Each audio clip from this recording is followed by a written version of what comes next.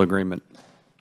Today's hearing is about the oversight of the Drug Enforcement Agency's confidential source program. And one of the most important tasks that our government has is to keep us safe, and there are a number of ways through a number of different agencies that this is done. We employ a number of tools to gather information, including human intelligence, human sources. And the Drug Enforcement Agency is one agency that uses these human sources to gather information on the illegal drug trafficking. While the nation is suffering through one of the deepest and most horrific opioid epidemics, the work done by the DEA is very important. There are thousands of really good men and women who put their lives on the line to do very important work that is furthered by confidential informants on a daily basis. Yet, the DEA has struggled with the management of its confidential source program. The American people, through Congress, have appropriated millions of dollars to help them do their jobs and get the information that they need. But back in 2005, the Inspector General called for the DEA to improve its oversight by monitoring of its confidential sources in several areas. Specifically, the Inspector General reported the agency failed to properly track its confidential sources, resulting in paying sources well after they provided to be useful. So here we are about a decade later, and here's the big fear. The DEA wasn't listening, and they didn't implement. And if they did, at least based on this report, they did an exceptionally poor job. So, according to the Inspector General, between fiscal year 2010 and 2015, the DEA had more than 18,000 confidential sources in the United States. But these sources don't necessarily give up the goods for free. They want something in return. From 2010 to 2015, the DEA paid some $237 million to 9,000, or roughly half of its confidential sources. The average payment per source is roughly $26,000.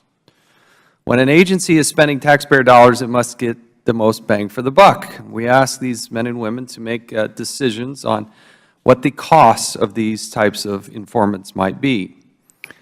The DEA, according to the Inspector General, paid 477, quote, limited use sources, end quote, that the DEA deemed as relatively low risk, an estimated $26.8 million. That's an average payment of more than $56,000 to sources who were supposed to be providing information to the DEA on a limited and voluntary basis without direction from the DEA. However, it turned out that many of these tipsters were actually working on behalf or in partnership with DEA agents. Other findings from the Inspector General's report.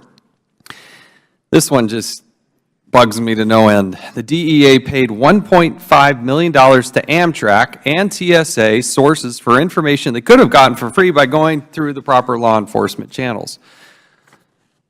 In fact, in one case, the DEA paid one Amtrak employee, a United States government employee, $854,460 over 20 years just for sending passenger name records along.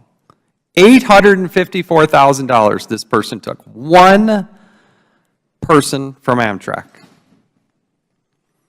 The DEA's records were so bad that the Inspector General couldn't determine whether the sources were being reliable. The DEA paid more than $9 million to old informants that were no longer considered active, despite a policy against paying deactivated informants. The DEA provided federal benefits, including workers' comp, to confidential sources with no process or controls on how these benefits were awarded. And finally, the DEA was uncooperative with the Inspector General throughout much of the investigation. Nothing but nothing will frustrate Congress more than limited access for the Inspector General. You know, I say this almost every day now. We're different in the United States of America. We're different. We are self-critical. We do look under the hood. We do have people come in and audit things. We do it in the spirit of making things better. There is no reason that I can think of that the DEA should ever hold any information back from the Inspector General's office. And I want to hear the answer to that. It's just terribly frustrating, and it's wrong. The Department of Justice Inspector General also pointed out another boondoggle by the DEA in a joint venture with the Department of Defense. The purpose of the 2008 program was to procure and modify an aircraft for surveillance operations in Afghanistan in 2012.